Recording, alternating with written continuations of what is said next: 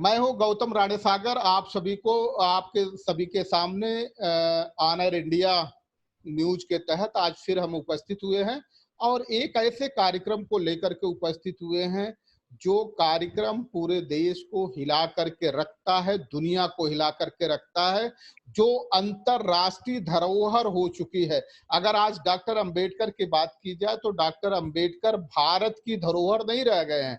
Doctor Ambedkar इस समय विश्व की धरोहर हो गए हैं, दुनिया की धरोहर हो चुके हैं।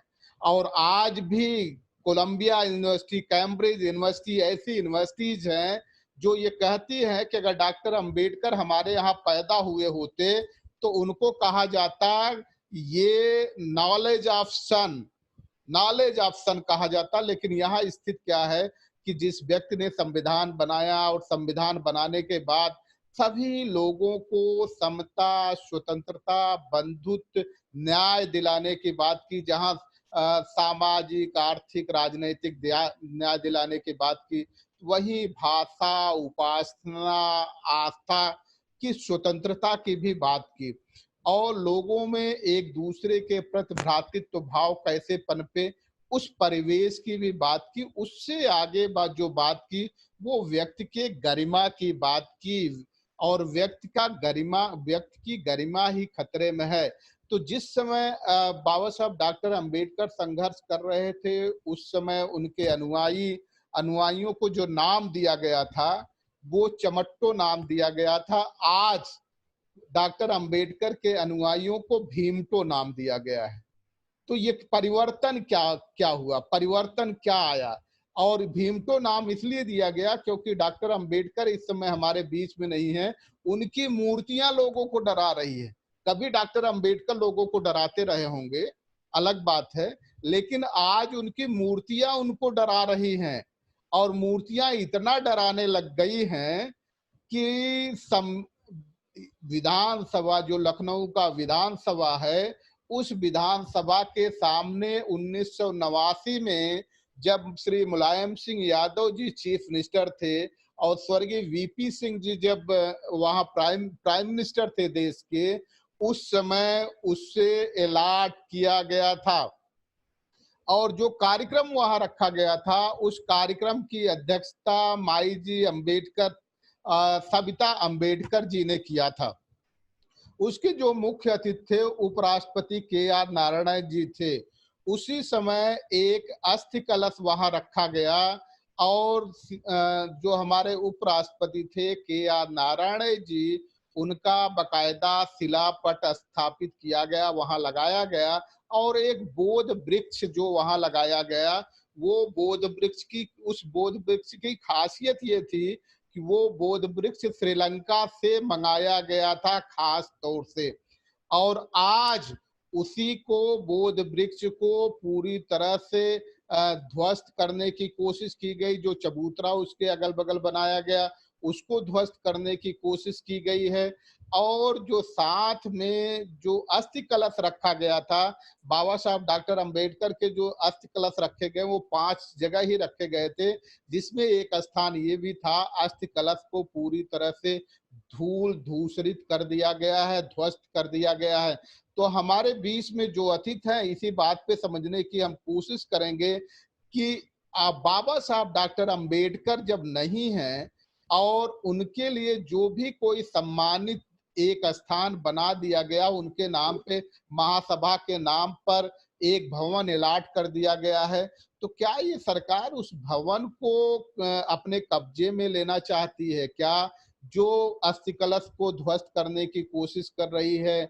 और वहां जो शिलापट लगाया गया था उनका, के.आर. नारायण जी का, उपराष्ट्रपति उस समय थे, बाद में राष्ट्रपति भी हो गए थे, उसको भी ध्वस्त करने की कोशिश की जा रही है।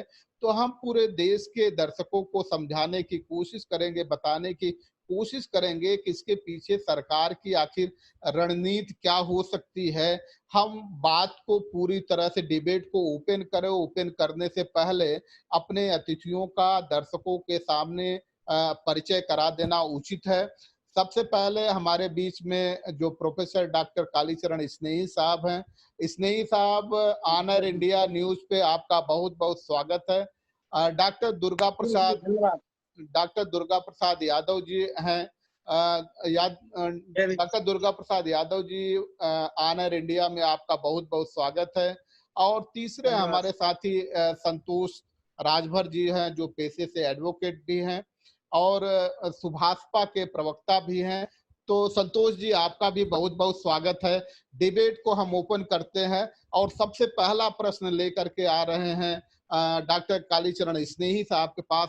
स्नेही साहब, हम ये समझने की कोशिश करते हैं और पूरे दर्शकों को भी, देश के दर्शकों को भी समझाना चाहते हैं, क्या ये सरकार सत्य से डरती है? और इसीलिए सत्य से डरती है, इसीलिए डॉक्टर अंबेडकर और संविधान से भी डरती है क्या? देखिए, जिस प्रकरण पर आपने डिबेट आरंभ की है गौतम साहब, ये ध्यानाकर्षण के लिए बहुत जरूरी था, उसके लिए आप धन्यवाद के पात्र हैं। लेकिन मैं ये कहूंगा कि इसको सीधे अभी सरकार से ना जोड़े तो ज्यादा बेहतर होगा, क्योंकि जो मुझे पता लगा है सोशल मीडिया के द्वारा, तो ये जो क्षतिग्रस्त हुआ है चबूतरा, जहां बाबा साहब की, पूज्य बाबा साहब की अस्थियां रखी हुई हैं, और इसमें मतलब यह है कि वो पेड़ के बढ़ाव के कारण हुआ है या किस कारण हुआ है, लेकिन कई दिन से वो क्षतिग्रस्त बना हुआ है। डॉक्टर निर्मल जी, जो कि इस समय राज्य मंत्री का दर्जा उनको प्राप्त है, वो महासभा के अध्यक्ष भी हैं, डॉक्टर अम्बेडकर महासभा के अध्यक्ष भी हैं, बहुत जिम्मेदार हैं। वो अपने कैरियर की शुरुआत उन्होंने इसी अम्बेडकर महासभा के माध्यम से की है, और वहां तक का सफर उन्होंने, सरकार में अपना स्थान बनाने तक का सफर इसी अम्बेडकर महासभा के माध्यम से किया है। तो मैं समझता हूं कि उनको इस चीज को गंभीरता से लेना चाहिए और उनको देखना चाहिए कि वजह क्या है। वजह जो भी रही हो, लेकिन अब उसका तुरंत जीर्णोद्धार करके, और जो ये जिस तरह से हम लोगों के बीच में संशय जा रहा है, मैसेज जा रहा है, गलत मैसेज जा रहा है, उनको चाहिए कि तुरंत ही इस बारे में एक तो अखबारों में अपनी विज्ञप्ति दें या समाचार दें कि किस कारण से कैसे हुआ और उसमें क्या करने जा रहे हैं। क्योंकि अभी हम सीधे सरकार से लिंक करेंगे तो मुझे लगता है थोड़ा बेहतर नहीं होगा, क्योंकि अभी हम कैसे कह सकते हैं कि इसमें यह है। अभी तो हम अम्बेडकर महासभा के जो पदाधिकारी गण हैं उन्हीं को जिम्मे, क्योंकि अम्बेडकर महासभा एक स्वायत्त संस्था है और उत्तर प्रदेश की महत्वपूर्ण संस्था ही नहीं, भारत की महत्वपूर्ण संस्था है। पिछले सालों में माननीय प्रधानमंत्री मोदी जी वहां पर आ चुके हैं, हमारे महामहिम राष्ट्रपति जी भी वहां आ चुके हैं और पुष्पांजलि अर्पित कर चुके हैं। तो महत्वपूर्ण स्थल है बाबा साहब के नाम पर, तो उनको तुरंत संज्ञान लेना चाहिए।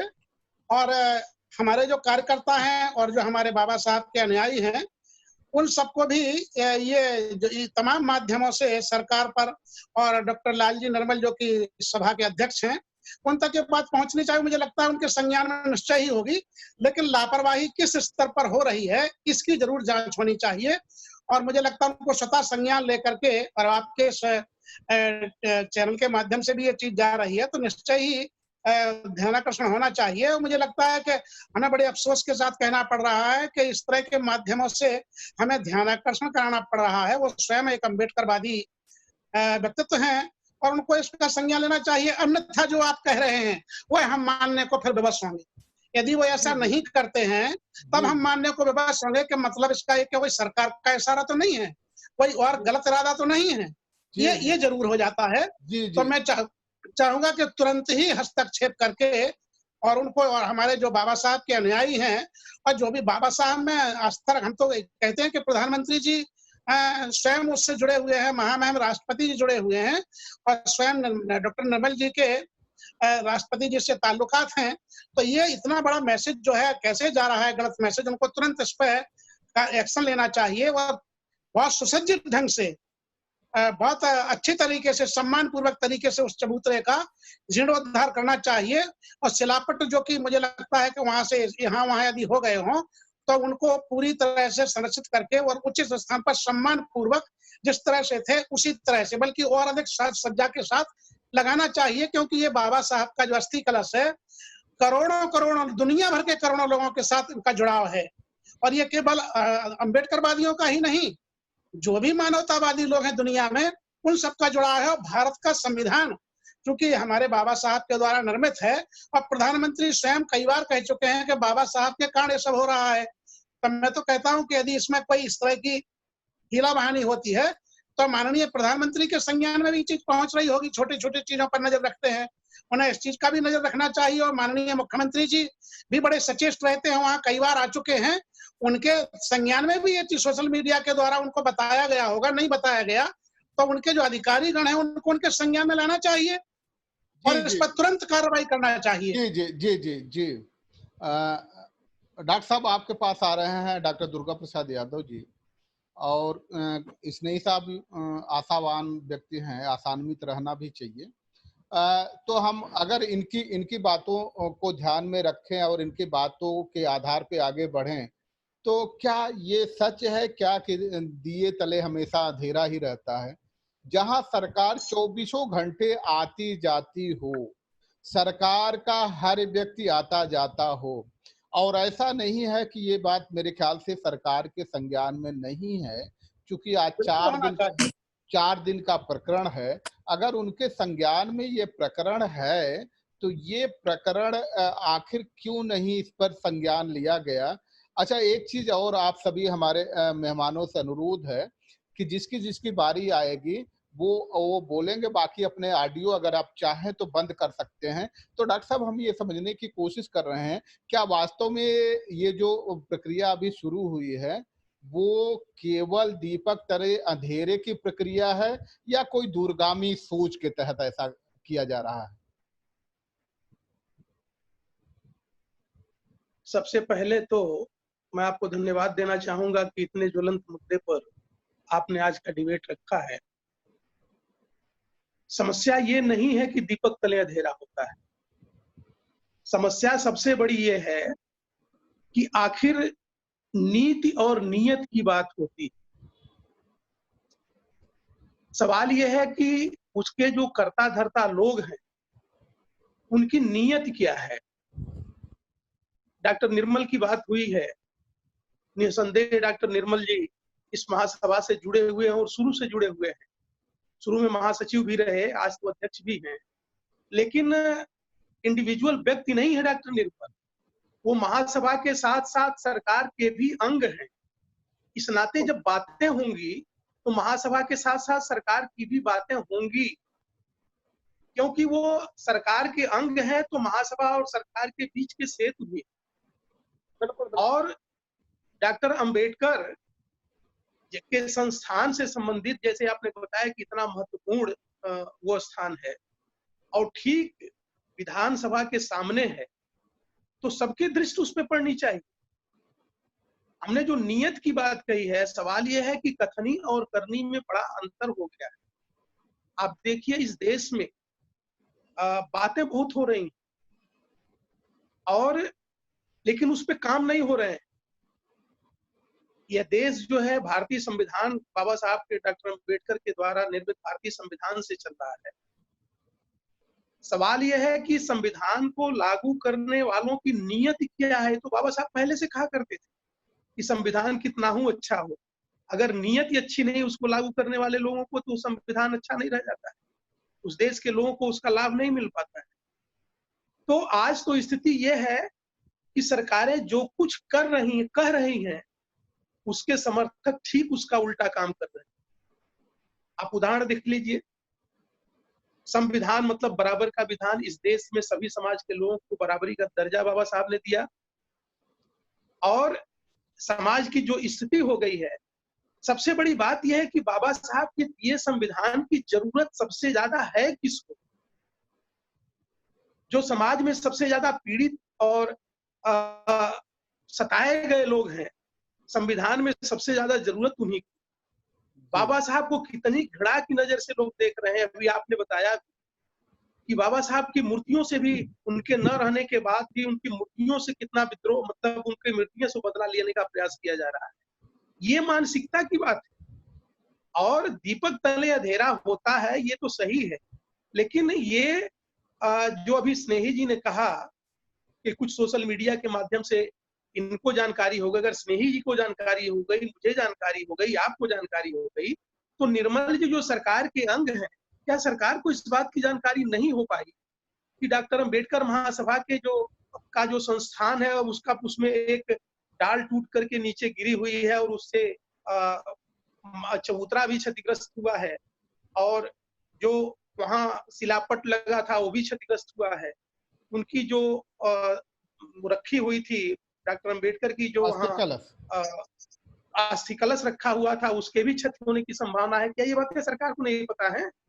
और अगर पता है और पता होने के बावजूद भी किसी भी प्रकार की कार्रवाई नहीं की जा रही है, तो ये तो नीयत की बात है। जी जी जी डॉक्टर और साहब। हम बार बार इसी बात को करते हैं कि अगर नीयत सही हो तो कोई काम रुकने वाला नहीं है।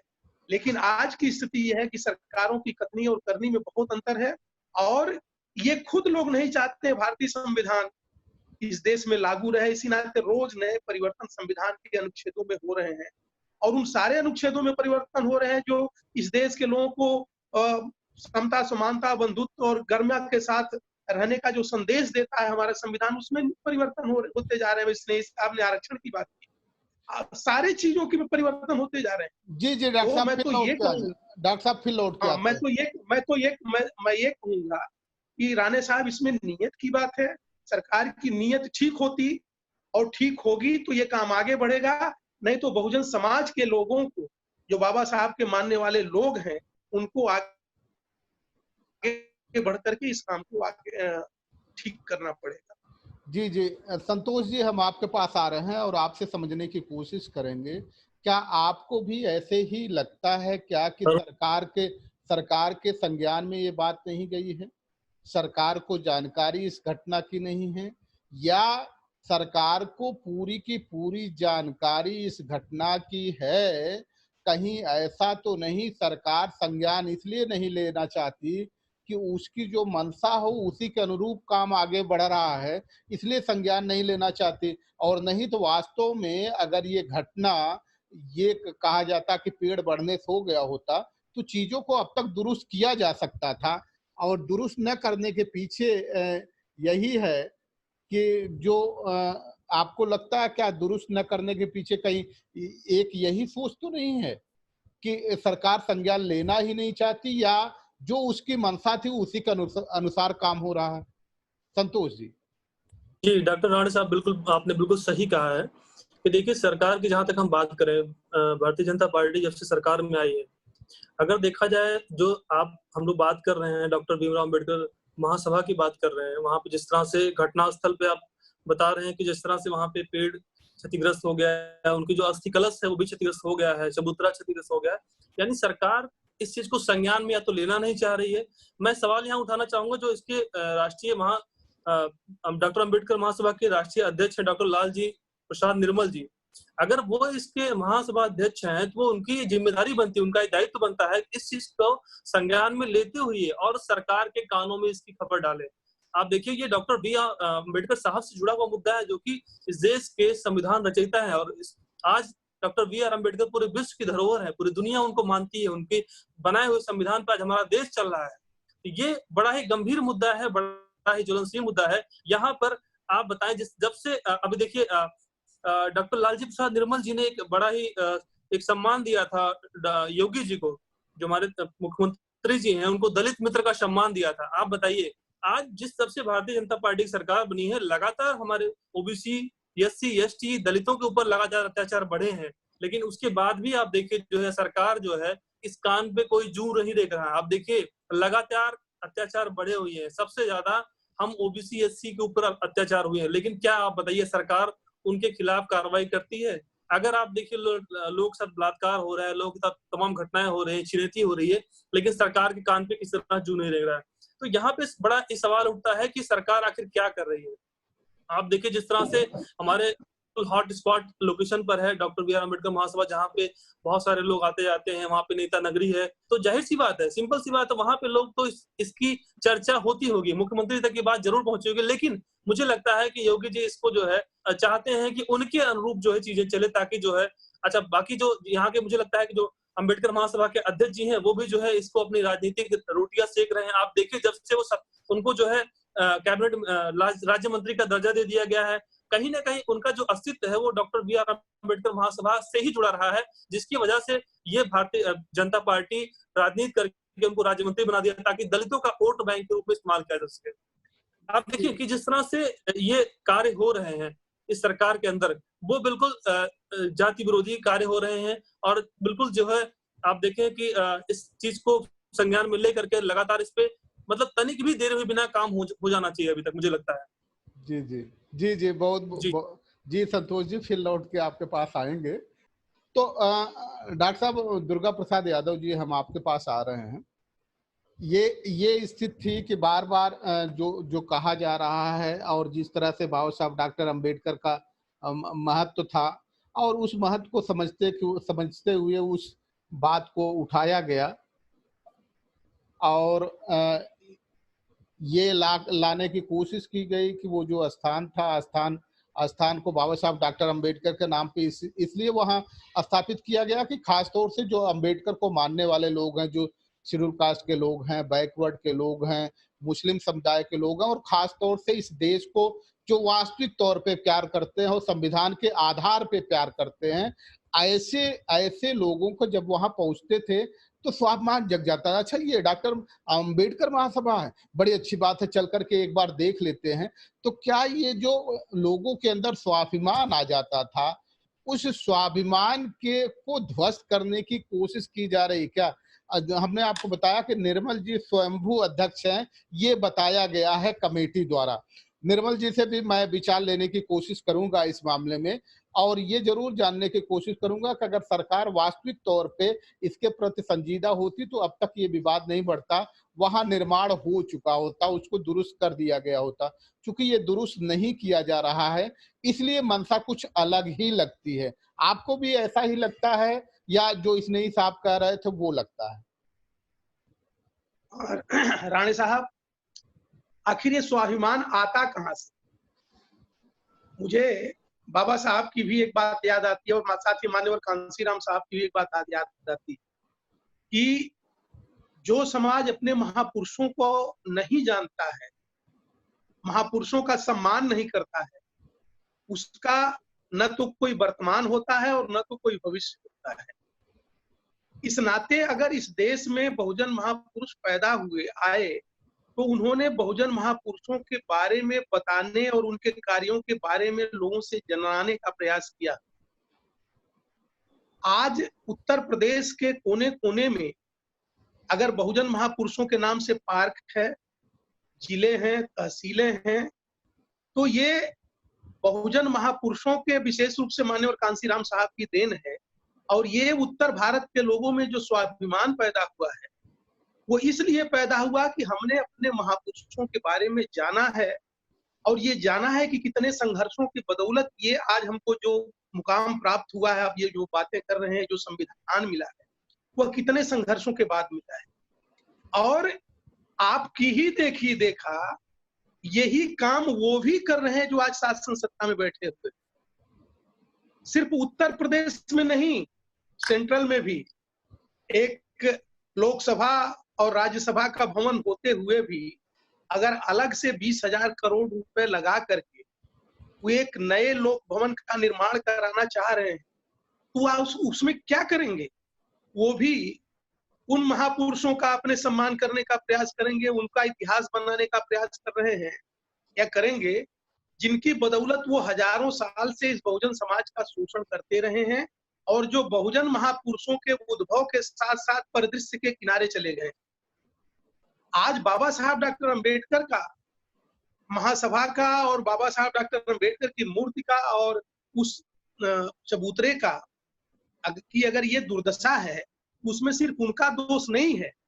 हमारे समाज में जो स्वयंभू अध्यक्ष इस तरह के बन के लोग बैठे हुए हैं और जो वर्तमान में सरकारों की चापलूसी करके सिर्फ उनका लाभ लेने के लिए वहां बैठे हुए हैं, उनका भी बड़ा योगदान है। नहीं तो इस प्रदेश में इतने सारे शेड्यूल कास्ट के लिए सीटें रिजर्व हैं, लोकसभा और पूरे देश में लोकसभा में और प्रदेश में विधानसभा की।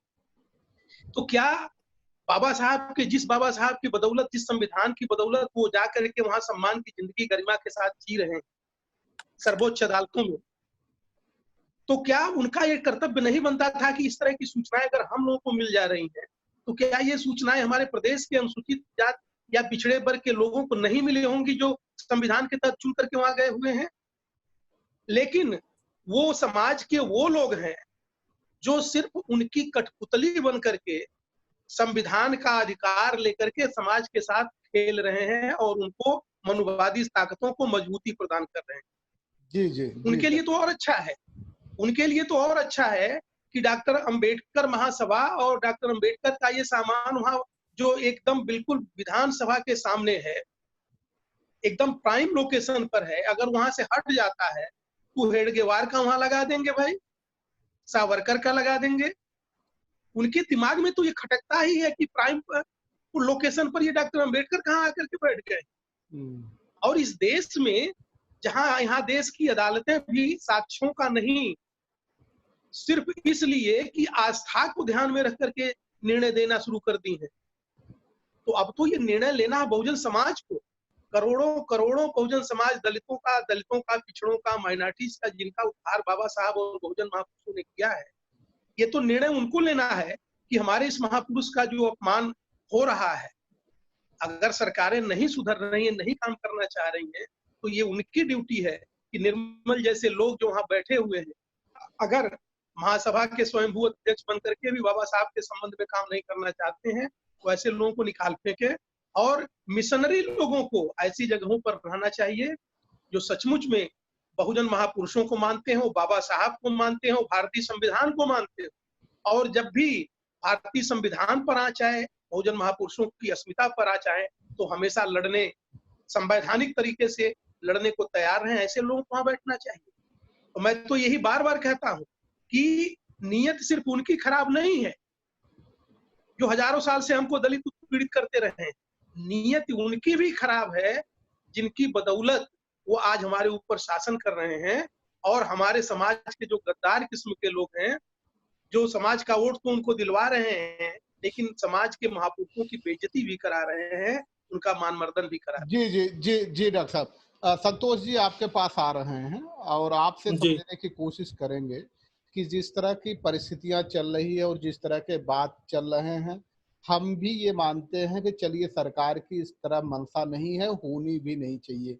और उस भवन के जो अंबेडकर महासभा के नाम पे आवंटित भवन है, उस भवन के साथ कुछ भी ऐसा ना हो जिसकी आशंका हम व्यक्त कर रहे हैं। अगर कुछ ऐसा होता है तो आपकी पार्टी क्या एक्शन लेगी इस दिशा में?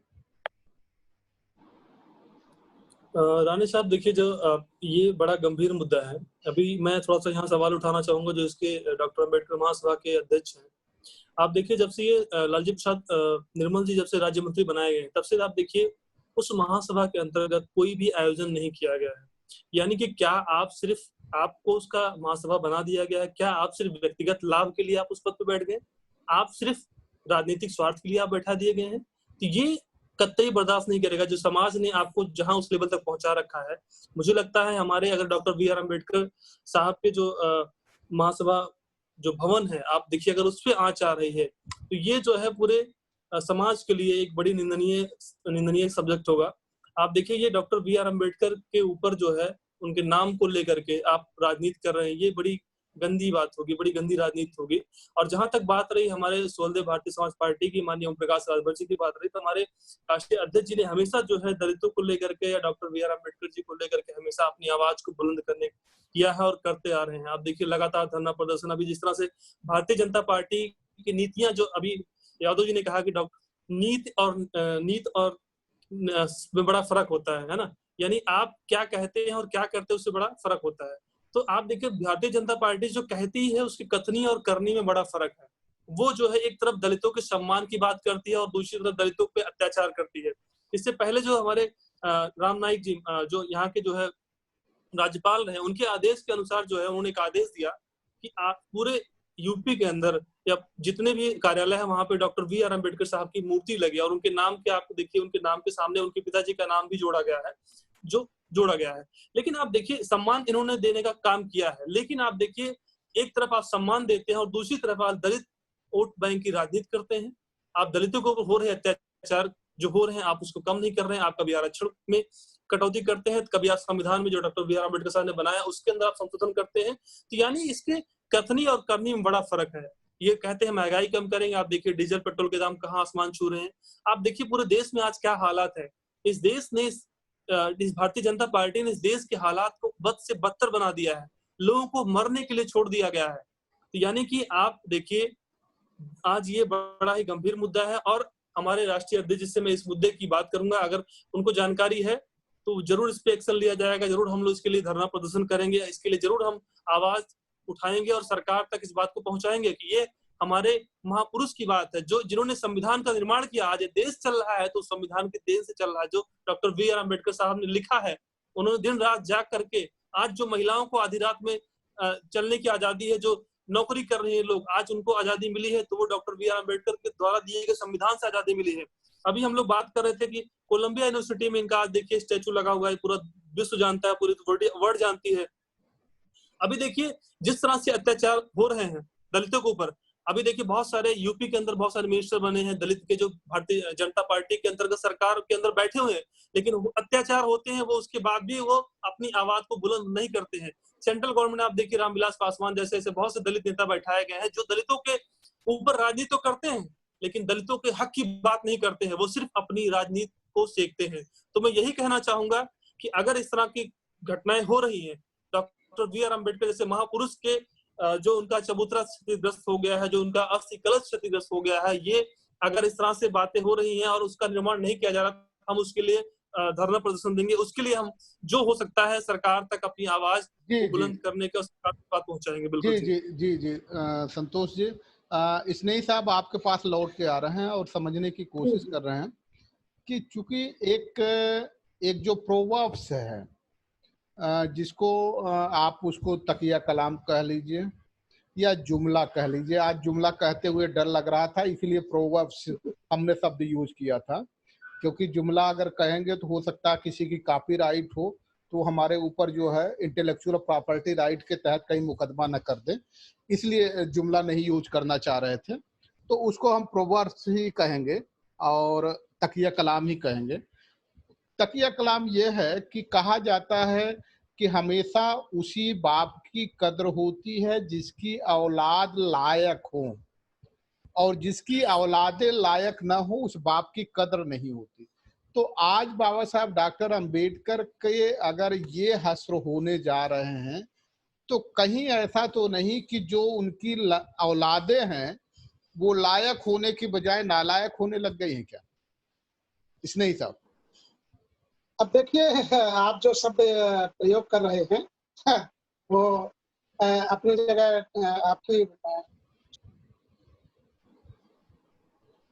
आवाज आपकी चली गई है, आवाज ऑन कर लीजिए। ये मैं ये कहूंगा कि देखिए यदि ये सही बात है कि एक पिता की कई संतानें होती तो सबका नेचर अलग अलग होता है। आप जैसे लोग भी हैं जो कि रिस्क लेकर के इस तरह का अभियान चला रहे हैं, ये बात नहीं है। मतलब ये है कि हाँ, कुछ लोग इस तरह के हैं जो बिकाऊ होते हैं, टिकाऊ नहीं होते हैं, वो बाप के खिलाफ, वो बाप के आदर्शों के खिलाफ भी जा सकते हैं। इस तरह के लोग हैं और ये हर समाज में होते हैं और ये हमारे समाज में भी पैदा हुए हैं। लेकिन ये सही, क्योंकि बाबा साहब ने स्वयं कहा था, जब बाबा साहब थे उन्होंने कहा था कि हमारे शिक्षित लोगों ने हमको धोखा दिया है। तो ये तो होता है, लेकिन ये है कि जागरूक लोग भी हमेशा रहे हैं। वो जागरूक व्यक्ति यदि हैं तो वो एक संतान ही पर्याप्त है। और मैं कहता हूँ कि उनके तो करोड़ों लोग इस देश में नहीं सारी दुनिया में फैले हुए हैं। मैं तो ये कहता हूँ, आदरणीय संतोष जी ने बहुत अच्छी बात कही कि माननीय मुख्यमंत्री जी को महासभा के जो अध्यक्ष हैं निर्मल जी ने दलित मित्र की उपाधि दी थी। तो दलित मित्र का जो तकाजा होता है कि भाई दलितों, बहुजनों, करोड़ों मानवीय लोगों के बाबा साहब आदर्श हैं और इस तरह की खबरें आ रही हैं, इससे सीधे मुख्यमंत्री को ही संज्ञान लेना चाहिए। अन्यथा जो बातें अभी हम लोग कर रहे हैं, जो शंकाएं उठा रहे हैं, वो निर्मूल नहीं है। सरकार को चाहिए कि तुरंत ही कदम उठा करके, और मैं कहता हूँ कि अभी गाँव में भी कोई मूर्ति को अपमानित करता है या अंगभंग करता है तो वहां डीएम पहुंच करके तुरंत ही संज्ञान लेता है। कई बार तो ऐसा हुआ कि 24 घंटे में मूर्ति नई स्थापित कर दी जाती है। लेकिन ये तो हृदय स्थल राजधानी में और ठीक विधानसभा के सामने जहाँ लोक भवन भी है वहां ये घटना हुई है। इसको तुरंत ही संज्ञान लिया जाना चाहिए, जिससे कि दलितों में ये उद्वेलन न फैले। यद्यपि ये सही बात है कि संतोष जी और हमारे यादव साहब ने जो शंकाएं जाहिर की हैं कि सरकार के इस तरह के कदम हैं, उठाए जा रहे हैं, लगातार इस तरह के उनके कार्य हुए हैं जिनसे दलितों में अविश्वास पैदा हुआ है, बहुजनों में अविश्वास पैदा हुआ है, लगातार दलितों पर अत्याचार हो रहे हैं। सरकार कोई सीरियस कदम नहीं उठा रही। उनको चाहिए कि तुरंत जो है जहां भी, देखिए सरकारों का कर्तव्य जो सबसे कमजोर है, ये तो गांधी जी को भी मानने लगे हैं, तो जो सबसे कमजोर है उसकी सहायता की जाए। अत्याचार लगातार बढ़ रहे हैं, महिलाओं पर अत्याचार बढ़ रहे हैं, दलितों पर अत्याचार बढ़ रहे हैं, बहुजन पिछड़े लोगों पर अत्याचार बढ़ रहे हैं। सरकार को चाहिए कि तुरंत ही सख्त कदम उठा करके, ऐसा नहीं कि ये जो कोरोना का जो वायरस फैला है, इस दहशत के माहौल में मतलब इस तरह के कुकृत्य बर्दाश्त नहीं किए जाएंगे। सरकार को चाहिए कि तुरंत ही मतलब ये जो है इसको ठीक किया जाए। और जो आपने आशंका उठाई है, इस तरह का मुझे लगता है ये भी एक आशंका हम लोगों के मन में उठ रही है कि लोक भवन सचिवालय चूंकि बहुत बगल में बन चुका है, हो सकता है कि कोई इस तरह की कुदृष्टि प्रशासन रख रहा हो या इस तरह की एडवाइस दी जा रही हो माननीय मुख्यमंत्री जी को, तो ये कदम बहुत खतरनाक साबित होगा।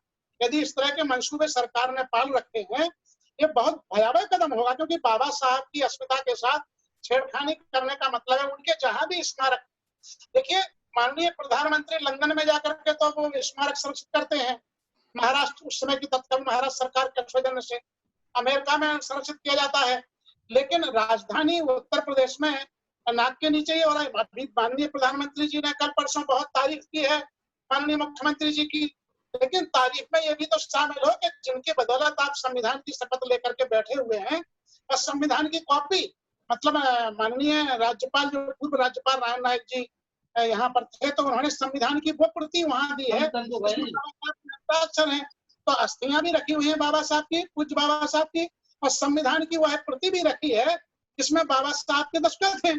तो मैं ये कहता हूँ कि जहाँ संविधान रखा हुआ है और उसके भवन में लोक भवन है, और जहाँ सरकार के सब सिपाही सालार बैठे हुए हैं, वहाँ अफसोस हो रहा है कि हमको डिबेट करना पड़ रही है।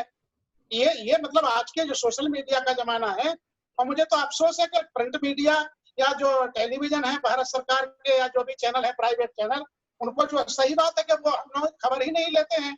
इस खबर को संज्ञान लेना चाहिए, छोटी मोटी चीजों का तो संज्ञान लेते हैं, लेकिन वो क्यों लेंगे। लेकिन मुझे अच्छा लगा कि हमने आपने इस माध्यम का, सोशल मीडिया का माध्यम का उपयोग किया है, और ये चीज जाएगी बाहर।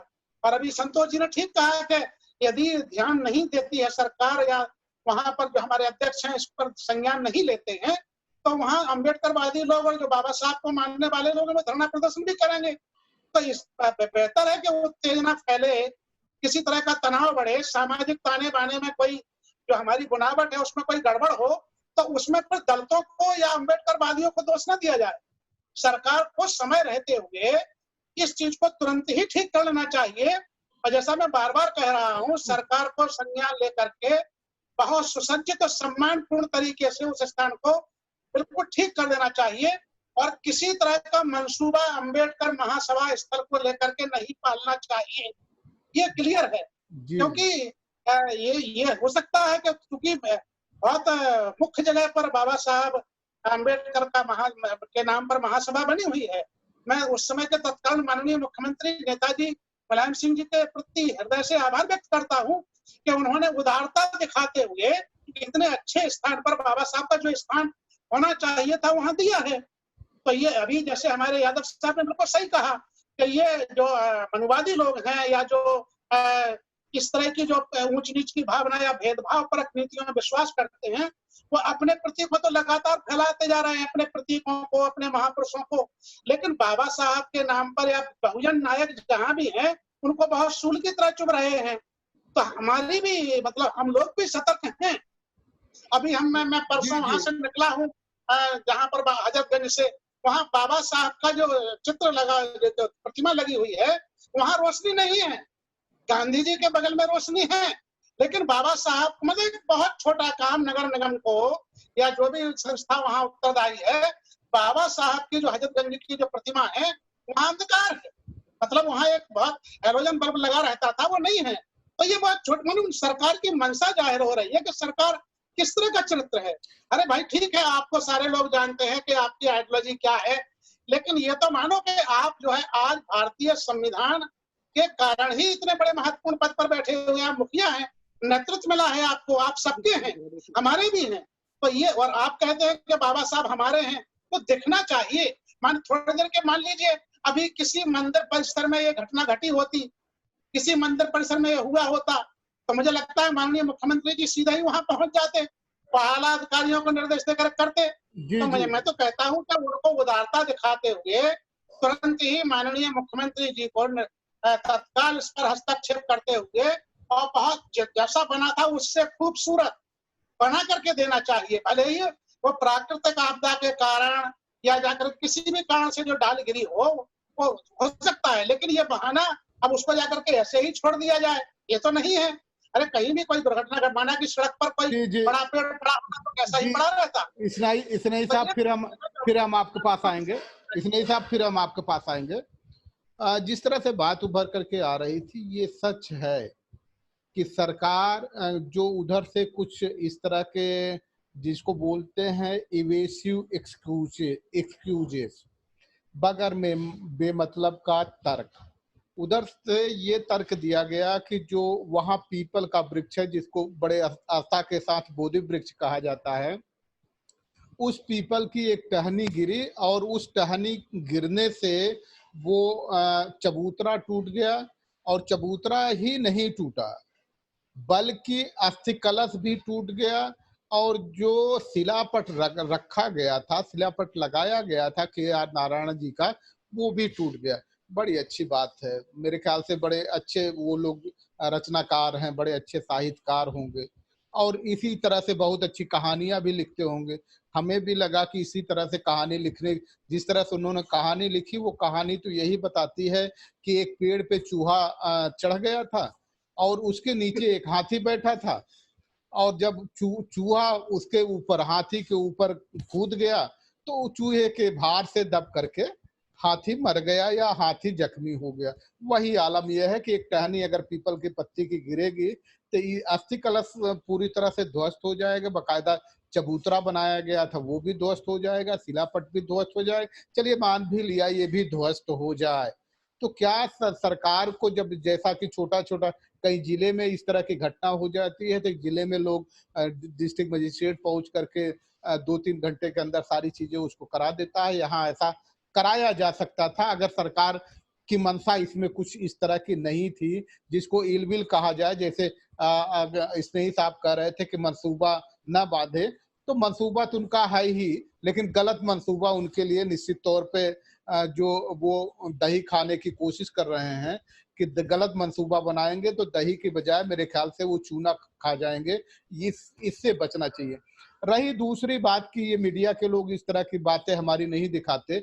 आर्टिकल 19 स्पष्ट तौर पे कहता है, जहां फ्रीडम ऑफ एक्सप्रेशन दिया गया है वहां स्पष्ट तौर पे कहता है और मीडिया के लिए टिप्पणी प्रस्तुत करता है कि मीडिया को ये चाहिए कि जो खबरें वो परोस रहा है वो खबरें सत्य है या नहीं सत्य है। अगर वो खबरें सत्य नहीं है तो मीडिया को उसे परोसने से बचना चाहिए। लेकिन आज मीडिया कुछ अलग ही परोस रही है। मीडिया जो खबरें परोस रही है वो झूठ की खबरें परोस रही है।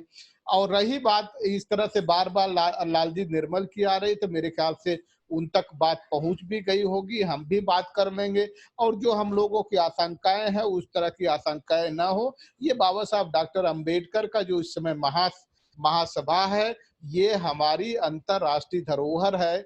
इस अंतरराष्ट्रीय धरोहर को किसी भी तरह से किसी को धूल धूसरित करने की छूट नहीं दी जा सकती।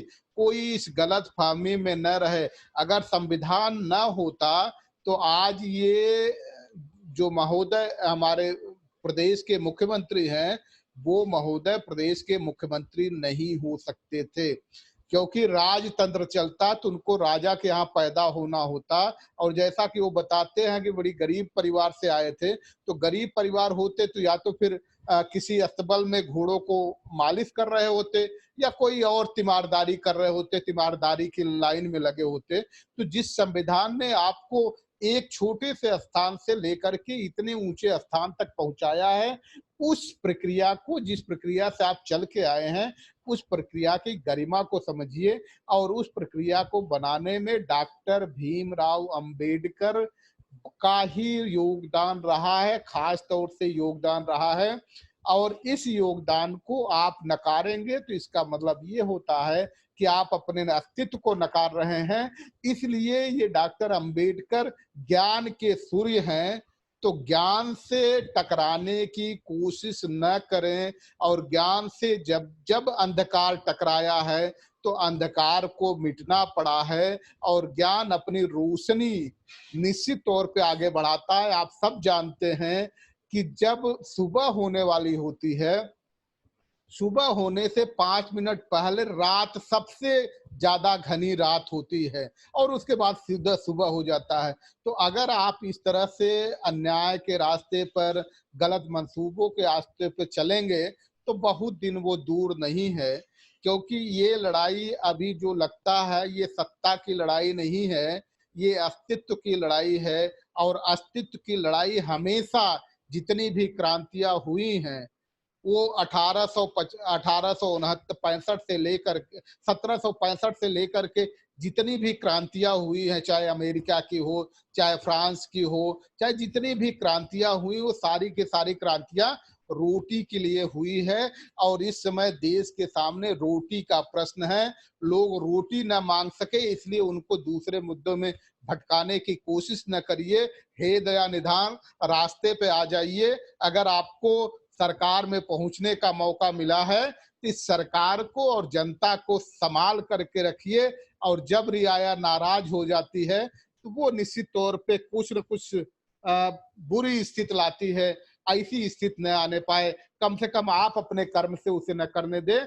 यही ऑनर इंडिया की आपसे दरखास्त है, और इसका संज्ञान लें और इसे किसी भी शांति को क्रांति में न बदलने दे।